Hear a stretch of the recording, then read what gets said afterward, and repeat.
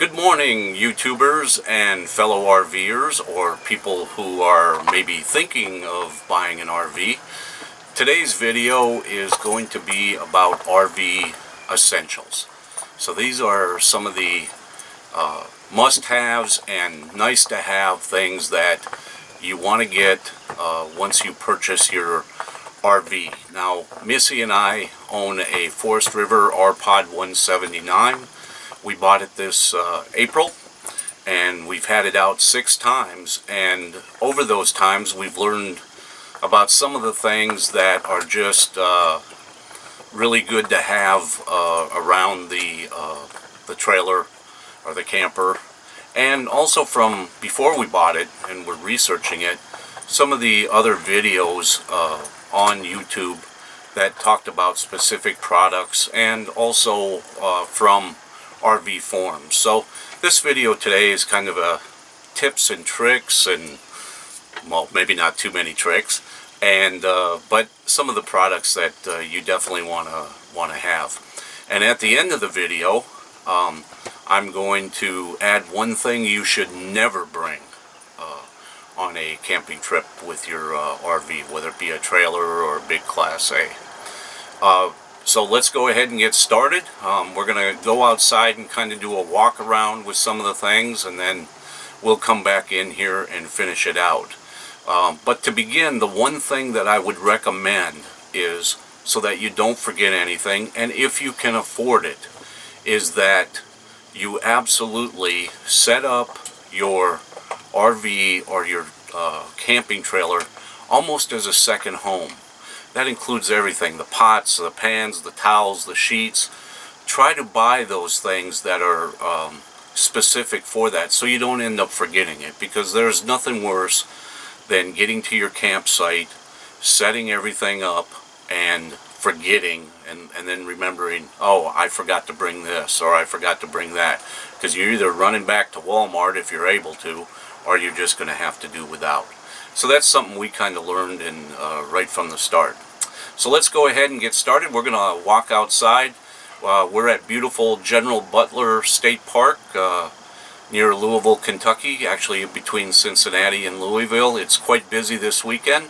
It's a beautiful day out, so you may hear some noise out there, people talking. Sorry about that. It's you know, this is an amateur video, but we're going to go ahead and get started. So if you would, follow me on out and we'll get started.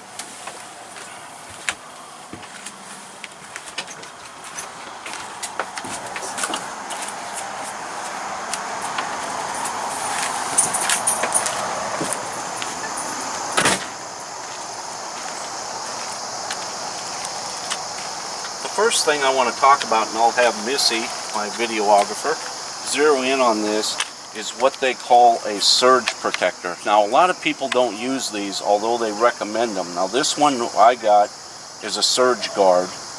It's model 34730, so it's for 30 amp. That's the type of service we have. They make them for 50 amp also. But what this does is it tests to make sure that there's no electrical problem coming into your RV. And why is this important? Because if there is a problem, you can cook the electronics in your RV very quickly if there's a problem. If there's a short, a reverse ground, a polarity reverse, anything like that. Now, they make these that are portable like we have, or you can actually hardwire. They have ones that are able to hardwire. We chose the portable. Another advantage to this one, and you pay extra for it, is if you lose power, or if the power gets below, let's say, I think it's 105 volts, is this will go into, it will shut down to protect your electrical, and it will automatically come on in 2 minutes. So a lot of the surge protectors out there do not do that. Once they shut off, they're off. And of course, you don't want that. So another advantage of the 2 minutes is if you have a temporary spike or a temporary loss of power, and when it comes back on, the cheaper surge protectors are going to kick your AC unit real quick. This has a 2-minute delay on it. So I would highly recommend this. I know there's some people say you don't need it. But you know, it's kind of like insurance. By the time you do need it, it's too late. So recommend you get one of those. All right, let's walk over here to the water spigot.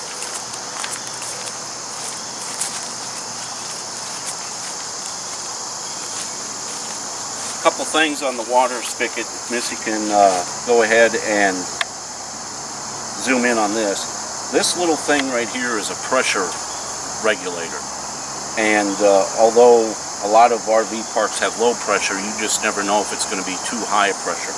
So this regulates it. This little coupler here regulates it at a safe pressure for all your hoses and everything in your RV. This little thing here is just because sometimes there's a weird angle. You can pick both of these up at Walmart. We'll go ahead and walk on here. You'll notice the, we're going to go over to the water inlet.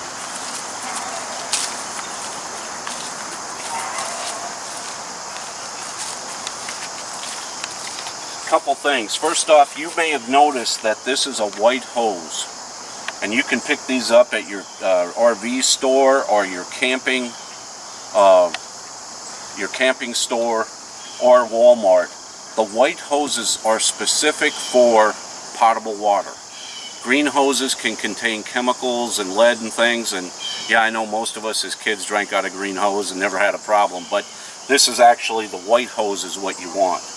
The second thing, even though most RV parks are on city water, is this right here is a water filter. So if your RV does not have a filter system, they're not very expensive. They last, you know, depending how much you camp, for as much as we do, which is about 8 times. This will last a season, and it's a filter. And then to keep from stressing your connector, I recommend you get a 90-degree elbow here. And all this stuff can be bought at your, you know, Home Depot, Lowe's, Walmart, whatever. So, okay, let's move over here. This is a tip, and most RVs don't, at least I don't know, that come with this. This is a mud dauber screen, and it's behind your furnace, which of course, when most people camp in the winter, they don't use it. And what happens is mud daubers or wasps can build a nest in that from storage, and then you've got a big problem. So this mud dauber screen keeps them out. They're very easy to install. You can look them up. Okay, let's go ahead and scroll over here. Move over. I'll have Missy zoom in right down here. For those of you who store your RV and may not have access to electrical like we don't, we live in a condo, that is a battery cutoff switch. Now, you may be thinking, oh, I can just go turn off all the breakers on my RV and that'll take care of it. And that is not true, because your propane leak detector that's inside your RV will constantly drain battery juice, even if you kill all the breakers. So that's a safety thing that our RV dealer, Delightful Days, told me. So they installed that upon my request. Okay, I'm also going to have Missy zero down here to the leveling jack pads. And here's a little tip. I said leveling jack. That's actually incorrect. The jacks that are on most trailers and RVs are stabilizer jacks. Do not ever use those for leveling. If you try to do that, you're going to end up busting them. So these are stabilizer. But something else that I recommend, and I'll show you a few products, is so many people haul these bricks and wood and things of that nature with their RV. You know, for 20 bucks or so, you can pick up these little plastic pads that you can put under so your jacks don't sink into the pavement or the ground. They're easily washed off with that. So when we look at the leveling, I also have a set of leveling pads that I'll show you here in a little bit. And then up here, instead of having bricks and wood, this right here is called the trailer tongue jack stand. You can get these from Walmart, whatever, but it keeps you from having to use a bunch of bricks and that sort of thing. And then as a safety, what I recommend is, I don't think you have to worry so much when you're at an RV park, but if you're in storage, is this ball lock and this clip right here. So we are locked up. There is no way anybody, unless they pick the lock, is going to be able to you know, steal your RV. So let's move around to the we're going to look at some other essential products.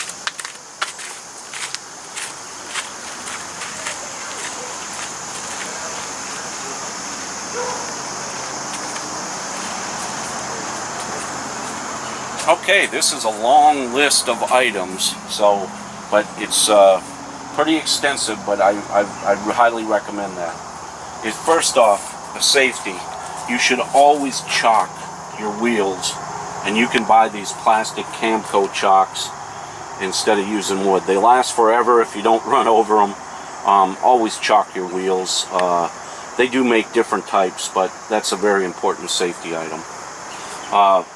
What we're standing on here is just a camp rug or pad. This is a plastic one that we got from Walmart. And you're thinking, oh wait, why am I camping? Why do I need one? Well, this happens to be a pretty nice pad we're on, but a lot of times it's rocks and it's stone and things of that nature. And if you ever come out and step on one of those rocks, it just hurts like heck. And this provides a little bit of cushion. It's real nice, easily washed off. The one we got, you can just wash off with a hose, let it dry, and you're good to go. So, all right, a couple more good things to have is a little step ladder here, and we got the 3-step one, and it's very handy. We of course have an R-dome, but if you need to, you don't have a ladder on your RV, you need to look up on the roof, something of that nature. This is very handy. And then this collapsible broom with a dustpan, very convenient, good to have. Okay, while I have this out, I'm going to show you a little warning, and I did not read this close enough when we bought it, but I learned about it. I'll have Missy zero in on here. Notice, check wheel lugs. Especially with RV trailers. I'm not necessarily talking about the Class A or B, although I don't own one, so anybody who does can say differently, is trailer lugs sometimes loosen up. And the last thing you want is to be cruising down the road and lose a tire or start snapping lug nut bolts. So what they recommend, and it's another item to get, a couple items to get, of course, is a 4-way lug wrench, because you can check them for tight. You should do this before you leave on your trip and when you go back home, just to be safe. Okay? So, and then they recommend that it's torqued, at least ours are, for 100 pounds. And so this is a real inexpensive torque wrench. That way you don't over tighten. Okay? Of course, you got to get the right size socket for that. Alright, while I'm here, and we just did this time, and this is a complete convenience issue, but the stabilizing jacks, of course, they give you a little hand crank wrench for that. It doesn't take too long to do, but it is. If you got a cordless drill at home, as long as you buy a socket adapter, instead of spending 5 minutes to do your stabilizing jacks, it takes all of about a minute. So, you know, nice little thing to have.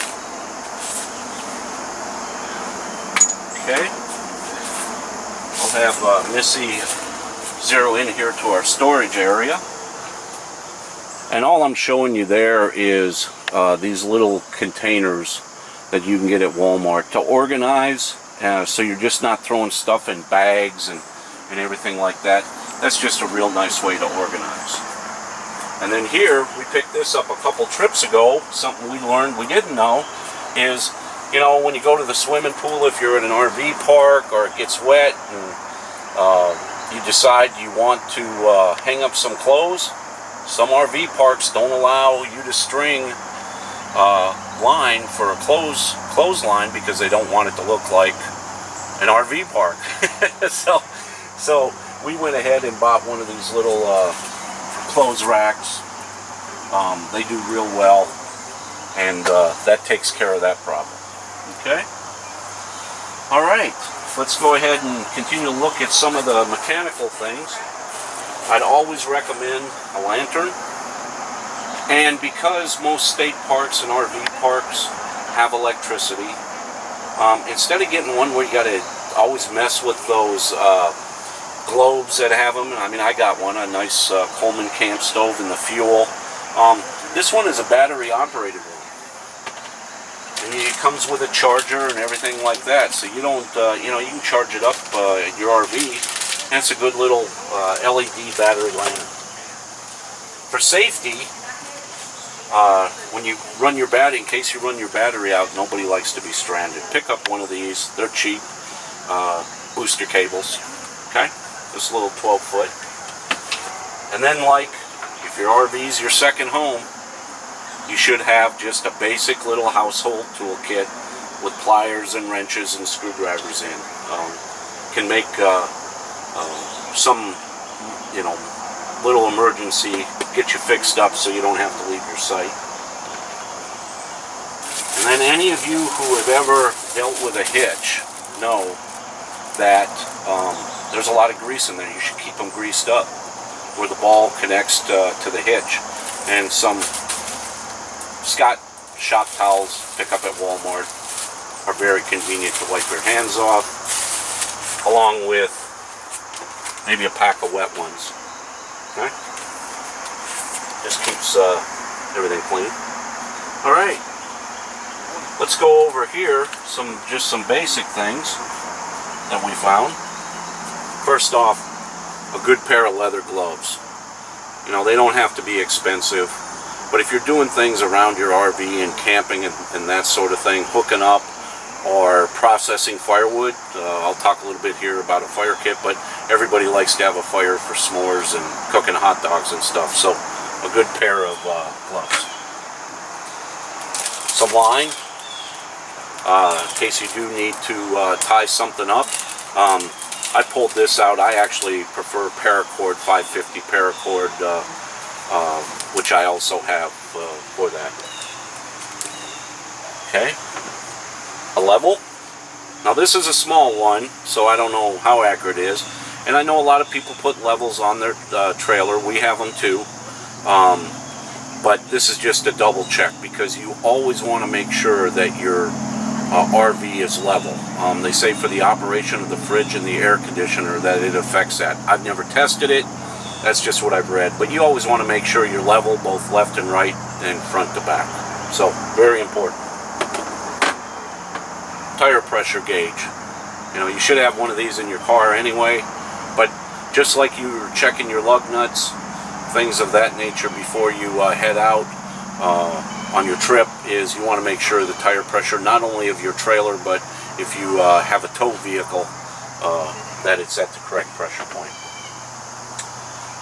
This is an adapter, and it usually comes with an RV kit, but if you lose it or don't have one, I would get one, because if you ever do go to a park where you may not have 30 amp service, but you may have the 15 amp, and so you probably wouldn't be able to run your air conditioner, but at least you can hook this into your RV electrical cable and plug into the 115 and then tie into your electrical connection on your RV. Here's a Y connector for this. This is kind of good when you hook up on water for two reasons. One, you may want to hook an extra hose just to, you know, like clean off your shoes or something like that. Or you may come across where your spigot is broke and you may have to tie off on your neighbors, and you know, they'll share the water with you because the pressure should be fine. So that's good to have. And then always some extra hose washers. They're real cheap. It's just something nice to have. Okay. One thing we found out in our last trip is we lost water, the city water connection, and we weren't prepared and didn't partially fill up our tank at home, So we ended up actually running to Walmart and bought about 5-10 gallons of water. I forget how much we bought, just in gallon jugs, because they had a break in the water line. And if you ever try to fill your regular water connection and you don't have just a cheap little flex funnel that you only use for fresh water, you don't want to use the one that you fill your gasoline container up with, but this is a cheap little accessory and nice to have. Next, thread seal tape. We learned this on our first trip. Brand new RV trailer, and we had a slow leak once we applied pressure to one of our low point drains where the cap was, and I actually had to run out about 20 miles and get some cheap little thread seal tape. I don't know, this stuff costs 67 cents. So, you may never use it. Stuff lasts forever. Just buy some, keep it in a little shoot kit. So, and then with that said, duct tape and electrical tape. And we all know duct tape can be used for anything. So, in fact, I are a redneck, and I call this redneck chrome. So, looks good on the car. Another thing, we haven't had to use one yet, but I found this little product here. It's called a Water Bandit. And where this might be used is, a lot of times, especially in older state parks and RV parks, the hose connection threads get all messed up, and you can't connect your water. So this little Water Bandit here has got, it's a rubber piece, and I do have some pipe clamps, and I'd recommend those also. Is you can take a pipe clamp and it'll allow you to slide right over the spigot, and then you can hook your water up. So hopefully you never have to use it, but we got it in case we need to. Alright, let's move over here to some accessories. This right here, if Missy will zoom in, is an expandable garden hose. And although we have freshwater hoses, we also have a black tank spray connection. Well, I don't want to use any of my potable water stuff when I'm at the dump station at the park, or if we go to Cabela's where they have a water hookup. So these hoses, if you've never seen them, look how light, small they are. This thing expands out to, I think this one is a 25 footer. So real nifty, good to have. Another thing here is for your sanitation when you go to dump. This is a clear elbow connector for your black tank. And you're thinking, oh, that is just gross. I'm telling you, if you, when you're spraying your tank, you just don't dump. You should dump and fill and reflush. If you really want to get that clean and make sure it's cleaned out, the only way to know is what does that water look like coming out. So, not something you want to do while you're eating your sandwich, but, it's good to have. And then another thing is this little adapter. So this connects to your sanitation hose, either a 10 or 15 foot that comes with most RVs, and this clips on, and the reason is because at the dump station they have different size connections, and the last thing you want to do, in fact some require that you have this, but you just don't want to take a hose in there, because that thing comes out, you got 30-40 gallons of sewage coming out, it's flushing, then your hose starts going everywhere and you're dumping raw sewage everywhere. So this hooks onto that hose, and then it hooks into the actual input to the sanitation tank at the dump station. So all good to have. And these are still inside out, but I would recommend, let's face it, cleaning your tanks is gross. Here's some rubber gloves for that purpose.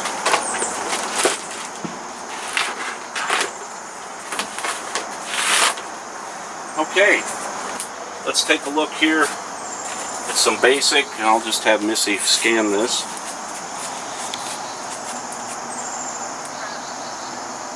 Everybody loves to cook, like I said, hot dogs and marshmallows and s'mores and things on the fire. Create a basic fire kit. This one has matches in it. It has a ferrium rod. I keep dryer lint in there. Why? Because one little spark from that ferrium rod and that dryer lint takes off. Don't use charcoal lighter fluid to light your fires. There have been so many people that have been burned doing that, and you can Google or you can search on YouTube on how to start a fire, the basics, and I'm here to tell you this is just as quick, something good to learn. Have a good fire kit for that. Additionally, processing wood at your campsite. Most people don't haul in their firewood, and here in Kentucky, because of the ash borer, they don't even allow you to bring firewood in. You have to buy it at the park or the state park that you're at, either the RV or state park. Well, a lot of those pieces of wood come pretty big. In fact, they're really too big to get a good fire started. So something that I recommend, I know this thing looks ominous, and it is. This is an SP8 from Ontario Knife Company, and this is used for batoning wood. And I won't go in how to do that. You can do a search for that. But this will allow you to take those real thick pieces of wood and split them the long ways down so that you can make smaller kindling and that nature out of it. Highly recommend that.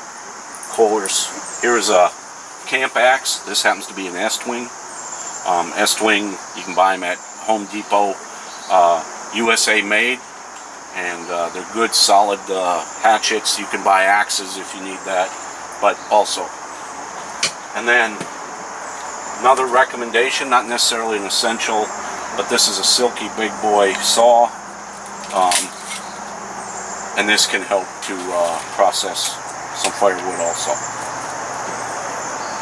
And then always have a good camp knife. It doesn't need to be this big. I have smaller ones also.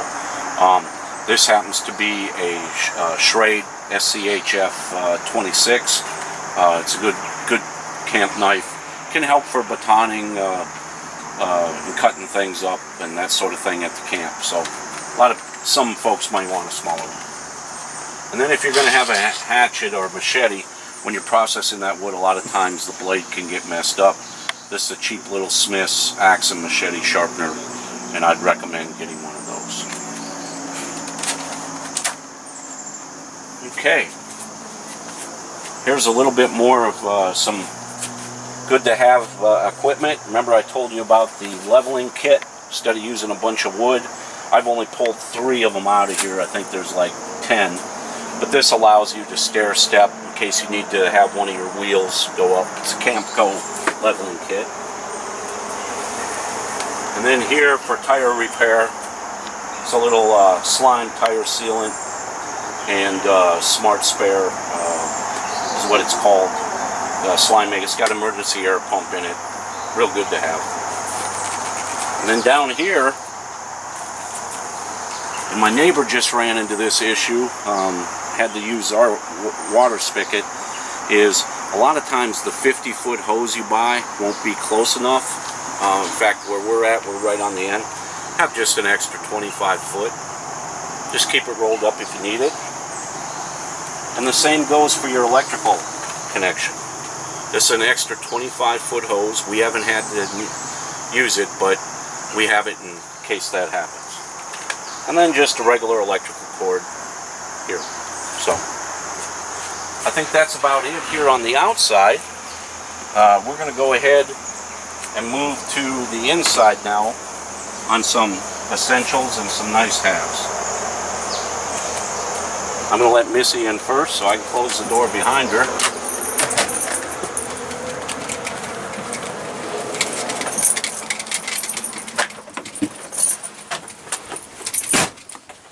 And I'll let Missy kind of scan around here on the R-Pod.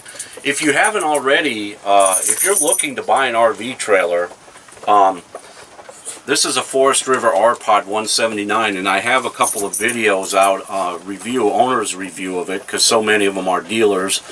that are 2 minutes, but I've got some pretty long, because I'm long-winded, as you can tell, reviews, owner's review of the RPod 179. So it's a great RV trailer, totally self-contained. You can watch those reviews, but let's go ahead here. Some of the things. I'll just hang my keys up. First off, get yourself a little clock. I know this sounds silly. It's like I'm camping, I'm enjoying myself. But this one we bought, and it's pretty accurate. Not only has a temperature gauge, but it also has a humidity gauge on it. And of course it's not as accurate as it could be because it's up against the wall, but it works pretty well, and I'd recommend getting that. Additionally, you see these little hooks here, and I'll have Missy scan over here. You see where our spices are. And then over to the hat, our hat's on the wall. We use Command products, and I would recommend those instead of nailing or screwing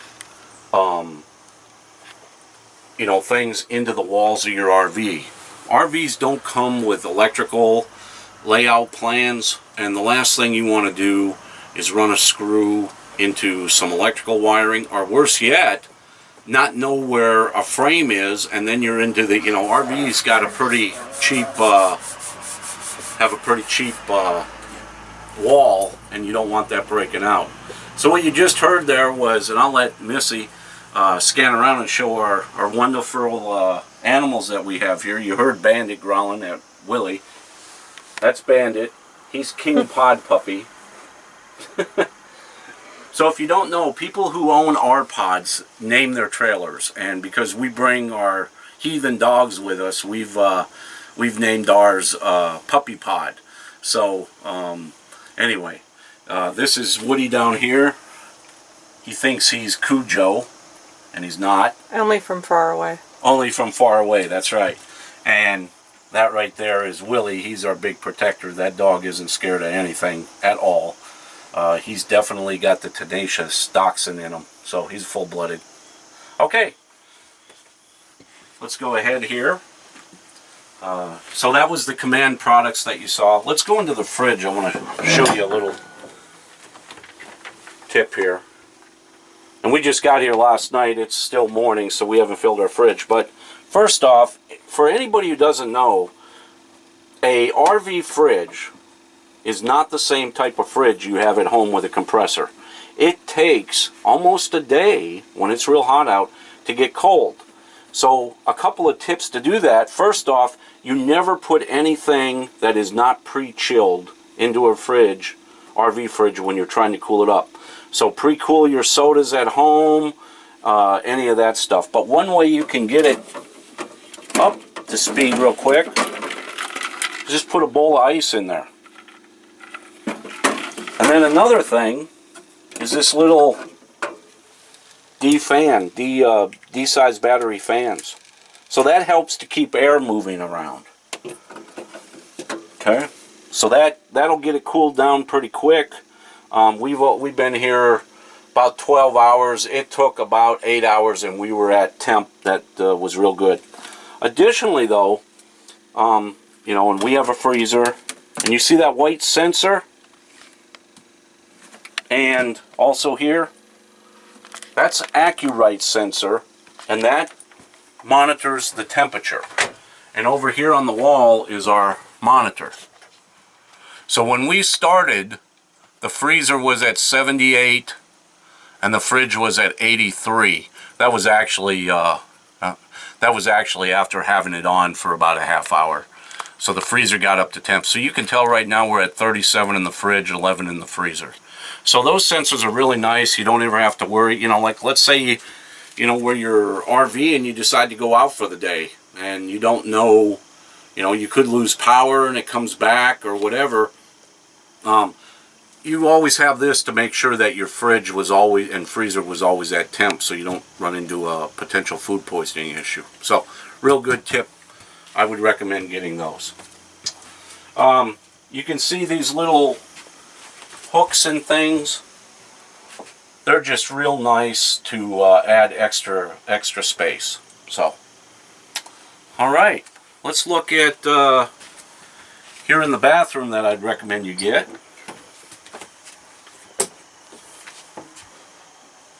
I'll let Missy come by here. A toilet brush. I know. You're thinking, oh, gross.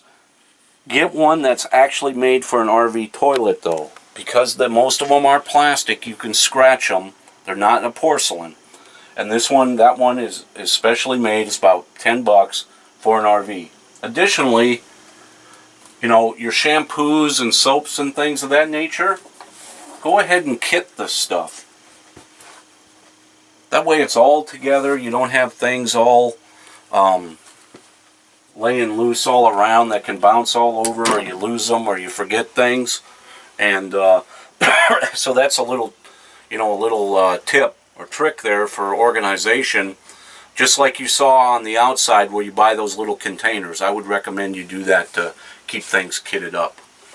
Okay, let's take a look. Of course, spare batteries for your flashlights, any other thing that you have batteries around the camp. Spare fuses. Go into your, if you buy one, go into your electrical area. Even though you have circuit breakers, there's a whole bunch of fuses. Nothing can ruin your trip worse. You're out in the middle of nowhere and you want to get the fuses. A little FYI, we actually had to go to an automotive store to get all the fuse sizes that we needed. They were not all carried at Walmart. Okay. For at night, nice to have. Little LED night light that you plug in. That way, somebody needs to get up and use the restroom or whatever, you don't need to keep lights on. After taking a shower, get a chamois. This is called the absorber. Works really well. For those of you who don't know this, humidity is your enemy, whether you're tent camping or if you're in an RV. And, you know, when they're closed up, especially if in the winter with the heater running and that sort of thing, you know, it can get pretty humid and actually start condensating. You don't want that to happen. So after you're done taking a shower, use one of these absorbers and wipe down your shower stall, or in our case we have a wet bath. Okay?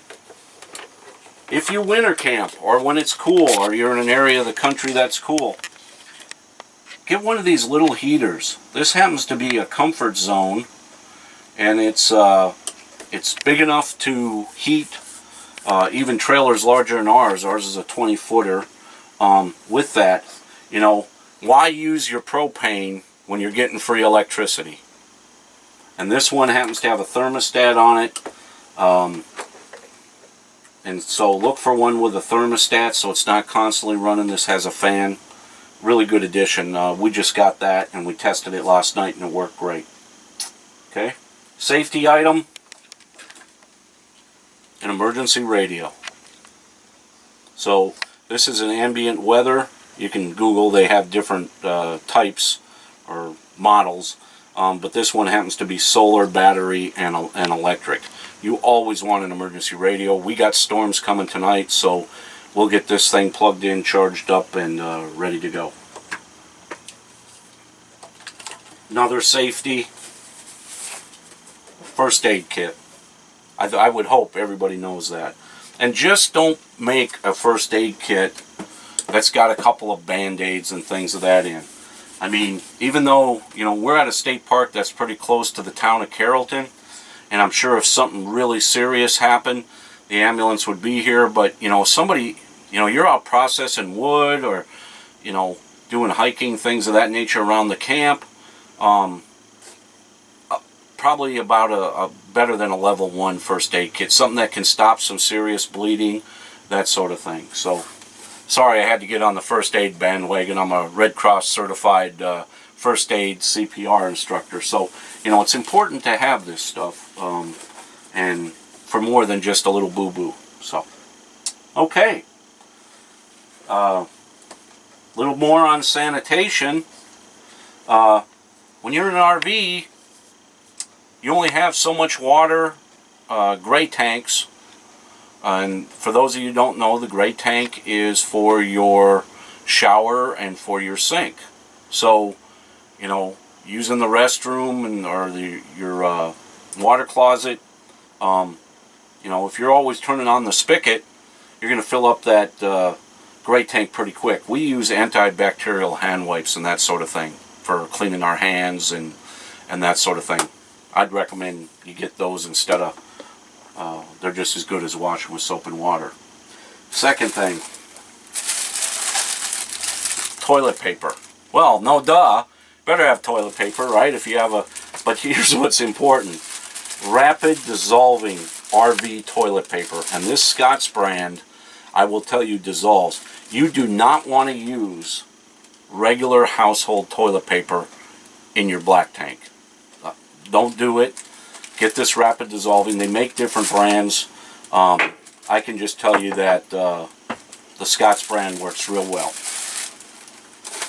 Okay, some nice things to have when you're cleaning. If you got dogs like us that shed, in fact, Bandit here, right, King Pod Puppy? He sheds enough in a day to make another one of them. These little Scotch-Brite little rollers, you know, lint rollers or whatever, they work really good to take all the dog hair off and that sort of thing. And then, and I recommend this, Missy and I have gotten into a really good habit of, when we're at the end of our camping trip, and I know everybody may be tired and you just want to get home, but as you're packing everything up, that's the time, and this is a little tip, to kind of wipe down your RV and vacuum it, right? Get all the dust and everything out. Missy found this after reading a bunch of reviews. This happens to be a Shark, I don't even know what model it is. Let's see. Model V15ZN31. Only 6.7 amps, won't pop your circuit breaker. Got to be careful of that. Nice little handheld vacuum. It's a lot better than those little power vacs that you have. This thing will actually do a good job. Do a good job for you. Okay. And another cleaning tip.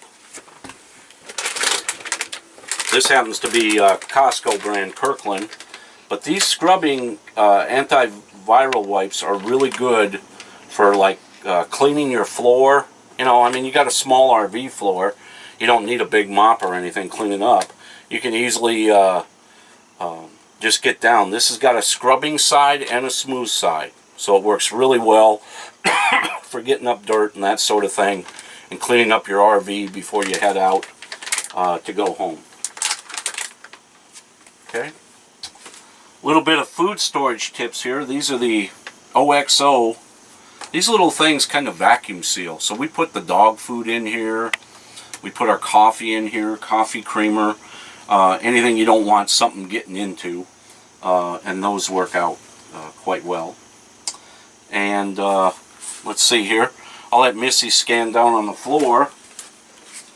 If you have dogs and you've got an RV linoleum floor, although it's not too slippery for humans, it is slippery for dogs, and you know, if you want them to jump up on the bed. Of course, you don't want them up on your furniture, then don't get them.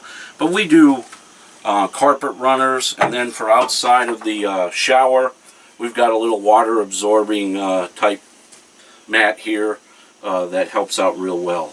So, speaking of mats, something that I had forgot on the outside is, and I'll just open up the door and let Missy show this. That right there is a step tread mat. Not only is it softer than the steel, but it is also the steel can be a little slippery, so this really helps. Couple more things here before we finish up. You will see here a cutting board. I made this. Found out how to do this on the internet. all RVs that come with a stove, whether 2-burner or 3-burner, this happens to be 2-burner, of course, kind of takes up space. Well, you can buy a cover for this, but in order to do that, you've got to screw into your countertop. I didn't want to do that. So here's a cheap Walmart cutting board, very large size. Bought some railing from Lowe's. Cut it, used Gorilla Glue, and fits perfect. So not only does it add extra counter space, you have a cutting board if you want it. We do have an extra one so we don't chop on this, but it adds a little bit extra storage. It's also a great place to set your heater, you know, where it's out of the way, because you don't want it close to anything that's going to burn. And of course, when you're driving, because that thing could take a trip, we put it like that when we're driving, and then that way, you know, it's allowed to get a little bumpy without going for a trip. So, and right here, a couple of ponchos. When you're out walking the dogs and things like that, it's just a little thing to remember. So, okay. That's about it on what I call RV essentials. Yes, I know some of them are not absolute haves, but in the 6 trips that we've been out, we've learned quite a bit. And these are, you know, like we said, must-haves and some nice things to have for when you go camping. And what I'd like to know, though, for anybody who watches this, if you think we forgot something that we need to add or you think is absolutely necessary, please leave a comment. If you liked the video or didn't like the video, go ahead and leave a comment. I'm sorry, what? The one thing to never take? Oh, yes. I almost forgot about that. The one thing we never take. And Missy needs to remind me of this is, folks, if you think about it, you know, if you're out in an RV, it's probably something you didn't have to buy, although there are people that live in them. And if you're able to afford to be able to do this, you are truly blessed. So what do you not want to bring? A bad attitude, right? You want to basically be able to disconnect from the stress of your job and everything like that. You're at a beautiful park. One thing we've learned is, and we knew this camping, people were very friendly, but folks in the RV park, yeah, I know there's some crazy ones at times out there, but for the most part are just so super friendly. We have people come over and ask us about our trailer. We go check theirs out. They talk, you know. Just bring a great attitude. Don't bring a bad attitude. And have fun. You know, understand that you're truly blessed if you're able to do these types of things with your family and your friends. And, you know, that's about all I got to say on that. Be safe. Enjoy life, and please subscribe to the Viper Bite Network. And like I said, if you got any comments, please leave them. Take care.